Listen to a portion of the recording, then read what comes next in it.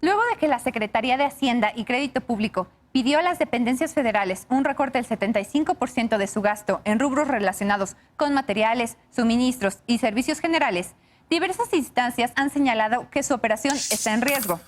En el caso de la Comisión Ejecutiva de Atención a Víctimas, que ayer publicó un comunicado señalando que las medidas paralizarán su funcionamiento, pues la reducción equivale a un recorte de 139 millones de pesos y que los gastos básicos ya contratados suman 122 millones, según el documento, 60% del personal fue contratado desde el nacimiento de la dependencia, con plazas eventuales y de outsourcing, por lo que no hay fondos para cubrir salarios.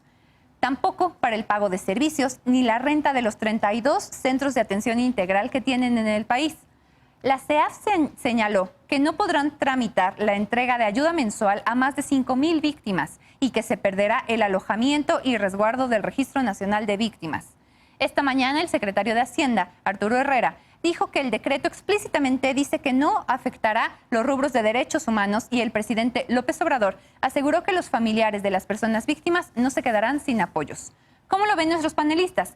El recorte causará demandas millonarias, como aseguró Mara Gómez, o como buena administración, alcanza para todo. Es un caso bastante grave, lo platicábamos hace ratito, querido Lecona. A ver, el presidente no se dio cuenta que estos recortes, pues obviamente sí teníamos que destinar dinero para el tema de la pandemia, pero cuando él dice que nada más se quita recortes, no para el tema de salarios, como señaló hoy en la mañanera, sino para el tema administrativo, pues no se da cuenta que con ese dinero, por ejemplo, se mantienen muchos refugios para víctimas. ¿Cómo lo entendemos? ¿Para dónde van? Tanta contradicción. ¿Qué nos están diciendo, Lecona? A ver, yo en la mañana que escuchaba al presidente me acordé de un artículo que leí hace unos meses de Vice, de el hombre que pasó de bombero a pirómano, un bombero pirómano, un bombero que tenía esta piromanía y que tiraba cerillos en el bosque, corría a la estación de bomberos, preparaba todo para poder salir y se llevaba al final, cuando se controlaba el incendio, el reconocimiento de sus jefes. Este bombero pirómano creo que es Andrés Manuel López Obrador. Yo ya perdí la cuenta de cuántos incendios se han generado por la ridícula austeridad, por la ridícula forma en la que plantean las cosas, para que después sea el propio Andrés Manuel el que salga a pagar esos incendios y se viene la oleada de todos los voceros, de todos sus funcionarios, diciendo que nunca antes se corregían los errores, que ahora sí se escucha y demás, y de repente se pierden los verdaderos incendios que están detrás de todos estos temas que llegan de repente a saltar cuando pasan este tipo de cosas, cuando hacen este tipo de recortes. Al cabo de poco tiempo es la apuesta, yo creo, del presidente y de todos los funcionarios que ya están dando la cara para decir que no va a haber tal recorte después de varios comunicados llenos de ambigüedades. Van a apostarle a que se olviden declaraciones incluso tan infames como la de esta mañana, donde dice que con el 25% que todavía le quedaría a la CEAP podría operar un par de meses más. Y este incendio es precisamente el que hace que no veamos que la CEAP ya estaba incendiada desde hace mucho tiempo, desde antes de que empezara este gobierno y desde quizás el diseño original de la Comisión Ejecutiva de Atención a Víctimas. La CEAP opera con dos fondos, el que se está recortando, que es el de gasto operativo, el de todas las actividades que ya describiste tú, pero el otro es el Fondo de Ayuda, Asistencia y Reparación Integral, que es insuficiente, ya era insuficiente, y además ha generado una lógica clientelar. Porque un país que no construye verdad y justicia, no pueden haber reparaciones integrales. Y lo único que puede apostar o a lo que puede aspirar una víctima en este país es a tener una indemnización, es a tener dinero. Entonces, todas las dependencias del gobierno de la República que generan víctimas, que violan derechos humanos, terminan en la CEAP como si fuera una alcancía, y la CEAP no es ese organismo que tendría que estar coordinando cómo se tiene que dar las medidas de reparación en distintas dependencias y dejar precisamente de ser esa alcancía. Tendría que ser el momento de hablar de estos otros incendios, porque Andrés Manuel López Obrador y Alejandro Encinas y la Secretaría de Gobernación durante toda la campaña de la transición se vendieron como bomberos, no como pirómanos. Y prometieron en el evento que yo siempre traigo a la mesa del 14 de septiembre de 2018 en Tlatelolco, ante cientos de familiares de víctimas, que iban a haber mesas de justicia transicional para lograr la justicia, la verdad, la reparación y la no repetición. Había una mesa específica orientada a la reparación, a crear una reforma integral al sistema de reparaciones, pero como toda la agenda de justicia transicional, El pirómano del presidente la terminó quemando, tirando a la basura y dejándonos claro que a este gobierno, y que quede y que se escuche claro, a este gobierno no le importan las víctimas de la violencia. Vaya, estamos en plena pandemia y un gobierno y un presidente que se dice tan sensible, que prometió humanista, ¿no? a las víctimas, humanista, que prometió Sí. a las víctimas o no generar más víctimas y atenderlas, están completamente olvidadas. Cuando sabemos y se sabe que la mayoría de las familias y de los colectivos de familiares de víctimas tienen trabajos informales que están obviamente afectados por COVID. Mejor ha estado haciendo la sociedad civil, algunas organizaciones, para pedirle a la gente que donen a los colectivos de víctimas, cosa que ojalá puedan hacer las personas que nos ven entrando a la plataforma del día después, que lo que hace el gobierno. Es la verdad lamentable y es un desprecio a las víctimas que tiene este gobierno que yo ya no me explico por qué. Eder, ayúdanos a entenderlo un poco más desde la visión gubernamental. El tema de la austeridad tiene que estar por encima de los derechos de las víctimas o de los derechos de los niños con cáncer o de los derechos de las mujeres también violentadas. ¿Cómo lo hacemos? Nadie ha planteado que la austeridad tenga que estar o deba estar por encima de los derechos humanos. De hecho, en el acuerdo así se establece. Yo creo otra vez que, bueno, primero, de los tres grandes... ¡Ay! Se cortó. Aún te escuchamos, te vemos bien. ¿Hola? ¿Me escuchan? Sí. Sí. Se cortó la llamada, creo. Yo identifico tres grandes pendientes del gobierno de la Cuarta Transformación, y uno de esos es el proceso de justicia transicional. El que sea pendiente no significa que no se vaya a hacer o no haya disposición de hacerlo, pero todavía no se han dado avances específicos. En este sentido, esta confusión que se generó era innecesaria. Creo que sí tiene que establecerse mecanismos muy claros de comunicación, porque de por sí efectivamente tenemos una circunstancia en donde el presupuesto para la atención a víctimas es insuficiente y todavía se genera, por el proceso tan complejo, tan complicado, la austeridad de la recesión económica y de la pandemia, se está generando una incertidumbre que es innecesaria. Creo yo que lo que hoy dijo el presidente y lo que hoy dijo también Arturo Herrera, secretario de Hacienda, se tiene que concretar y se tiene que dar toda la certidumbre de que el presupuesto para las víctimas no va a faltar. También hubo un momento de presión para refugios a mujeres víctimas de violencia, y al final también los errores de comunicación y la burocracia no dieron certidumbre. Al final sí se resolvió y no hubo recorte en este rubro tampoco, pero es innecesario que salga el presidente o los secretarios de Estado a declarar y a aclarar cuando en realidad no se pensaban hacer recortes que tengan que ver con víctimas, con derechos humanos o con la salud de las personas. Entonces sí creo que se tiene que corregir esta situación, y el compromiso que hicieron hoy tanto el presidente como el secretario de Hacienda se tiene que concretar. Muy bien. Lisa, ¿ahí cómo lo ves? ¿Fue una decisión atropellada o, como nos comenta Eder, pues los derechos de estas personas víctimas con las que pues el país tiene tanta deuda están a salvo? A ver, yo lo primero que quiero decir es que basta de echarle la culpa a la comunicación, porque esto no es un error de comunicación, es un error muy claro de ejecución.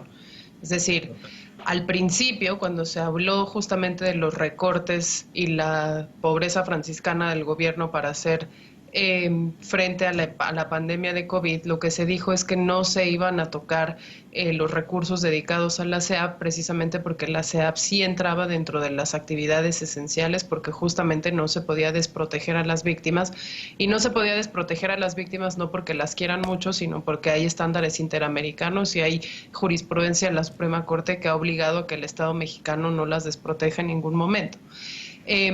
Pero cuando sale finalmente el decreto, resulta que no los consideran esenciales y sí los incluyen dentro de los recortes, y precisamente influye ahí la estructura de la que hablaba Lecona, en donde gran parte del personal que hoy integra la SEAP nunca formó parte de la administración pública federal como plazas del servicio público y por lo tanto tendría que caer dentro de los servicios de subcontratación o subrogados, y entonces tendrían que recortarse porque se consideran gastos administrativos superfluos o recortables.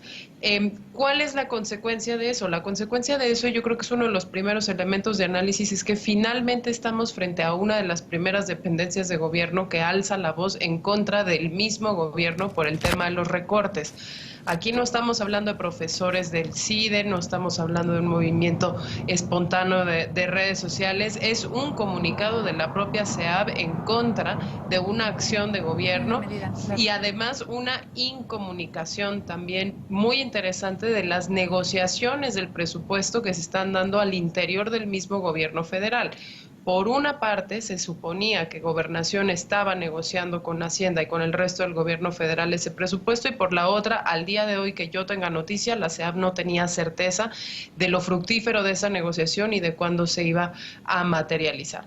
Segunda cosa, ya lo adelantaba Lecona, estamos frente a un problema no solo de la posibilidad de rescatar ese 75% de gasto operativo de la SEAP, sino de desatar una conversación nacional seria sobre el diseño institucional de la SEAP. No puede ser que no tenga plazas dentro del servicio público, pero además no puede ser que esos fondos funcionen mayoritariamente para pagar litigios que siempre se pierden o funcionen mayoritariamente para pagar gastos corrientes de las víctimas, que si bien es necesario apoyar porque muchas veces terminan supliendo al Estado, lo que realmente se necesita es dotar a las demás entidades del Estado para que hagan las funciones que hoy están haciendo incorrectamente las víctimas, porque no les toca a ellos, les toca al Estado mexicano. ¿A quién me refiero? A las fiscalías estatales, a la Fiscalía General de la República, a muchísimas otras dependencias.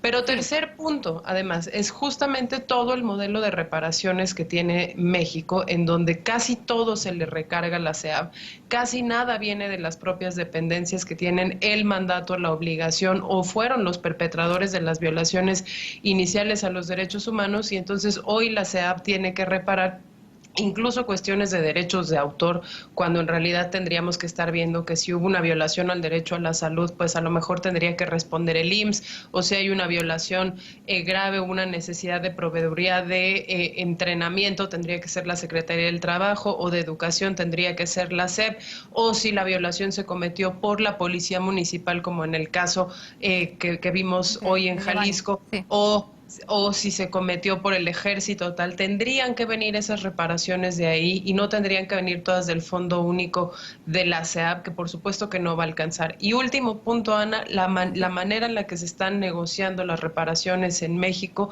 son individuales, son casuísticas, son dependencia por dependencia. Tenemos más de 60,000 casos de desaparecidos, no hay esquema ni presupuesto público que vaya a alcanzar para generar negociaciones uno a uno entre las dependencias involucradas sin la utilización correcta del Sistema Nacional de Atención a Víctimas, que es donde se tendría que dar esa coordinación. Entonces, sí, la conclusión es, no estamos hablando únicamente de la reposición del gasto operativo de la SEAP, en este momento tendríamos que estar hablando de su rediseño institucional a nivel de comisión, pero también a nivel de los fondos y del modelo de reparación que se tiene gestionado en nuestro país, que no solo no va a alcanzar, sino que además tampoco nunca prioriza ni el acceso ni la impartición de justicia. Ahí, Dolores, como comenta Lisa, ¿tú consideras que entonces, habiendo sido una promesa de campaña de la Cuarta Transformación, ¿son o no las víctimas o la atención a las víctimas una actividad esencial a la que pues definitivamente nunca se le tendría que quitar presupuesto? Y como señala Lisa, pues ahora observar todo este entramado de fallas que tenemos sistemáticamente, que no necesariamente es culpa de este gobierno, pero sí cómo lo vamos a entender, o a partir de qué y cómo va a actuar la Cuarta Transformación. Pues mira, es una pregunta que no debiese ser retórica, sino que debiese ser accionada, ¿no? Accionada con una respuesta precisa y clara de definitivamente un rediseño institucional, si eso es lo que se debe hacer, si es que hay fallas o rediseños, ¿no? a ciertas políticas públicas, a ciertas áreas. A mí me preocupa bastante y quisiera hacer un breve recuento panorámico de cómo se ha ido moviendo la administración de recursos públicos. Me preocupa esta serie de recortes que un día se anuncian y quisiera hacer este recuento, ¿no? Primero, la petición a los investigadores e investigadoras del SNI de que donaran 3 meses de su compensación dentro del Sistema Nacional de Investigadores por CONACYT. Luego viene que después ya se dice que siempre no, que no fue una situación donde estuvo acordado con el presidente, sino que la directora de CONACYT toma esa decisión y después que siempre no. Luego viene el recorte del 75% a los centros de investigación, uno de ellos del CIDE, importantísimo, porque no solo estamos hablando de investigadores e investigadoras, estamos hablando también de la educación pública de muchísimos alumnos y alumnas. Y después, bueno, se dice que siempre no. Lo mismo quizá pueda suceder con este caso en relación a la atención de las víctimas. Y a mí me preocupa mucho este tipo de decisiones donde un día se plantean los recortes, al día siguiente luego ya se avisa que siempre no. Si se va a rediseñar, es decir, si se va a hacer una nueva forma, digamos, un nuevo estilo, una nueva política pública, etcétera, bueno, habrán de anunciarlo en su momento. Pero a mí me preocupa mucho este tipo de anuncios que se han venido desplegando, porque definitivamente reflejan una falta de comunicación interna. Y creo que ese tipo de detalles, no sé en dónde pueda estar ahí la falla o el disenso, pero sí habrán de corregirlo, porque es muy importante, digamos, entiendo la necesidad de la austeridad, sí, entiendo la necesidad de la reestructuración, pero para nada voy a estar de acuerdo con recortes así a rajatabla, que comprometen a tantísimas personas de distintos sectores. Yo creo que ahí debe de haber una reconsideración en la operatividad de este tipo de decisiones. Eder, te vi con ganas de añadir algo. ¿Cómo? ¿Sí lo vemos? Sí, ¿Fue una decisión a rajatabla o cómo fue? No, a ver, yo creo que primero su solicitud y el posicionamiento que hizo Mara Gómez hay que atenderlo. Se tiene que escuchar con mucha atención lo que ella como titular está planteando, un poco también lo que decía Lisa del rediseño institucional. Yo creo que la mayoría de los fideicomisos, por supuesto que se tienen que rediseñar y se tiene que hacer un proceso de construcción y de reorientación de la manera en la que aterricen todos los presupuestos en cultura, en investigación, etcétera, garantizando que los beneficiarios sigan obteniendo sus apoyos, pero sí eliminando un montón de burocracia que existe. Pero en este tema de la Comisión para Víctimas, por supuesto que el rediseño no tiene que ser para hacerla más pequeña, sino para hacer más eficaz el presupuesto. Por ejemplo, Lisa mencionaba hace ratito el asunto de que las víctimas, los familiares de las víctimas, tienen que hacer una negociación en lo particular, y ahí hay un montón de denuncias de abogados que se dedican a resolver el problema y quedarse con una cantidad de apoyo que baja a las familias. Tiene que haber un rediseño, sí tiene que haber una revisión profunda, pero que no pase en ningún momento por reducirle el apoyo, el presupuesto a la atención a víctimas. Eso se tiene que decir con mucha claridad. Insisto, hoy el presidente y el secretario de Hacienda se comprometieron a que no iban a tocar esos presupuestos y se tiene que concretar. Bien, pues dejemos de ver decisiones así a bote pronto que al final pues terminan dañando a más mexicanos. Vamos a una pausa. La bancada de Morena en el Congreso de Baja California presentó una nueva propuesta, aunque usted no lo crea, para modificar el periodo del mandato del Ejecutivo local. Esta vez no para ampliar el mandato de Jaime Bonilla, sino para acortar el periodo de quien lo suceda en el poder. Regresamos a Punto y Contrapunto.